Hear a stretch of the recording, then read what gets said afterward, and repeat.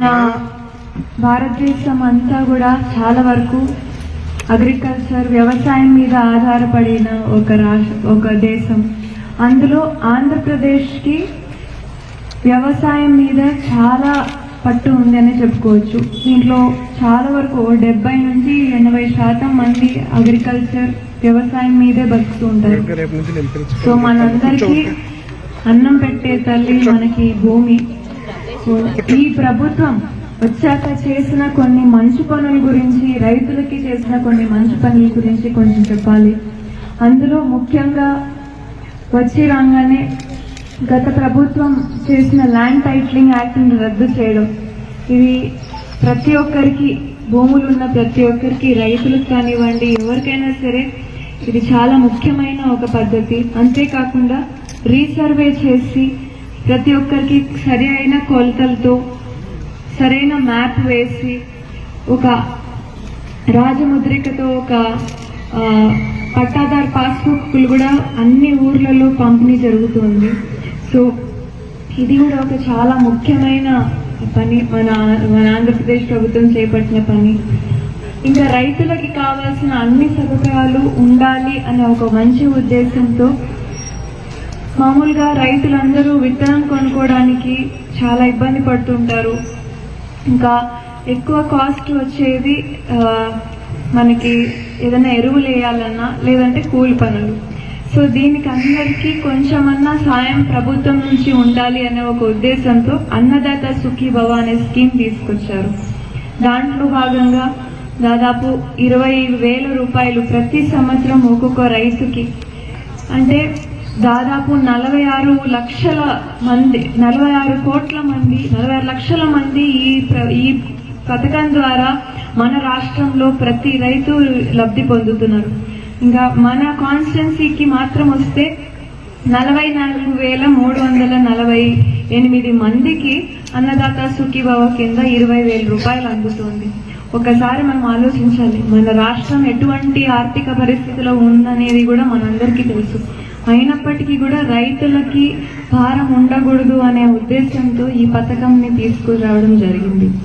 ఇప్పుడు ఈ విత్తనం పంపిణీ కార్యక్రమంలో కూడా పోయిన సంవత్సరం కంటే కూడా ఈ సంవత్సరం ఎక్కువ, ఒక 2,000 క్వింటాలు ఎక్కువనే ఈసారి పంపిణీ జరుగుతుంది.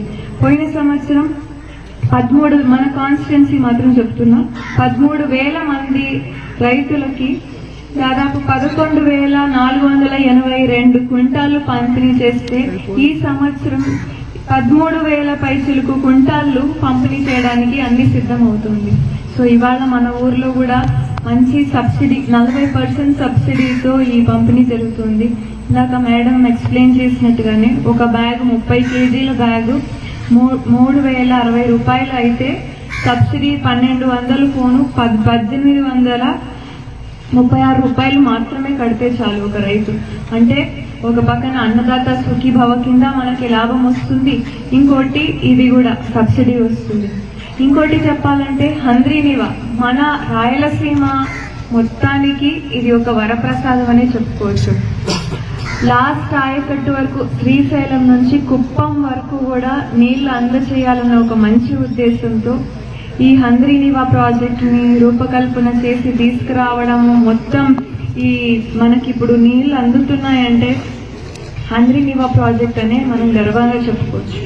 సో ఆ ప్రాజెక్టుని కంప్లీట్ చేయడం, ఇంకా మన రాష్ట్రంలో ఎన్నో ఇరిగేషన్ ప్రాజెక్ట్స్ గత 5 సంవత్సరాలు 19 నుంచి 24 వరకు ఒక స్టాండ్ స్టిల్కి వచ్చినప్పటికీ కూడా మళ్ళీ అన్నీ కూడా రివైవ్ చేసి రివర్ లింకేజ్ ప్రాజెక్టులు, అంటే నదులని అనుసంధానం చేయాలని ఒక మంచి ఉద్దేశంతో అన్ని ప్రాజెక్టులు మళ్ళీ కూడా పునర్ప్రారంభించడం జరిగింది. అందులో ముఖ్యంగా చెప్పాల్సిన ఒక ప్రాజెక్ట్ ఏదంటే పోలవరం ప్రాజెక్ట్. దానికోసం దాదాపు 12,500 కోట్ల రూపాయలు కేంద్రం నుంచి మళ్ళీ శాంక్షన్ చేయించుకొని తీసుకురావడం అంటే అది చిన్న విషయం కాదు. సో అది ఒక గొప్ప, అది కంప్లీట్ చేయడానికి ఒక ఎయిమ్ పెట్టుకొని జూన్ 2027లో కంప్లీట్ చేయాలన్న ఉద్దేశంతో దానికి పనులన్నీ కూడా స్టార్ట్ అయిపోయినాయి. సో ఇది కంప్లీట్ అయ్యాక మనం చూస్తే మన ఆంధ్రప్రదేశ్ ఒక రైస్ బౌల్ ఆఫ్ ఇండియాగా కూడా మారుతుంది అని నేను చెప్పొచ్చు. ఇంకొకటి ముఖ్యమైన రైతులకి ఒక శుభవార్త ఏమంటే రాయలసీమ హార్టికల్చరల్ హబ్ గా మారడానికి దాదాపు 30,000 కోట్ల రూపాయలు ఈ ప్రాజెక్ట్ కోసం కేటాయించడం జరిగింది ఈసారి బడ్జెట్ లో.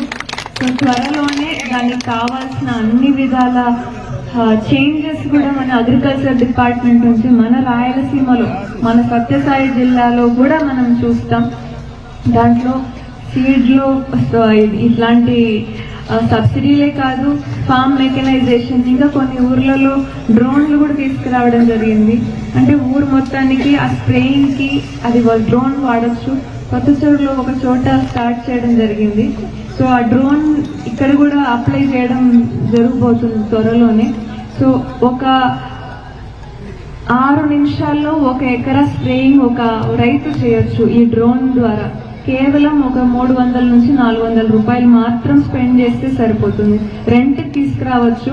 ఊళ్ళో ఒక డ్రోన్ ఉన్నా చాలు, ఆ మండలానికి మొత్తానికి కావాల్సిన రోజు వాళ్ళు బుక్ చేసుకొని కేవలం 6 నిమిషాలు ఒక డ్రోన్ మొత్తం 1 ఎకరాకి చల్లుతుందంటే మనకి టైం సేవ్ అవుతుంది, ప్లస్ కెమికల్ కూడా తక్కువ వాడుతుంది. అది కావాల్సినంత మాత్రమే స్ప్రే చేస్తుంది, ఎక్కువ స్ప్రే చేయడం ఉండదు.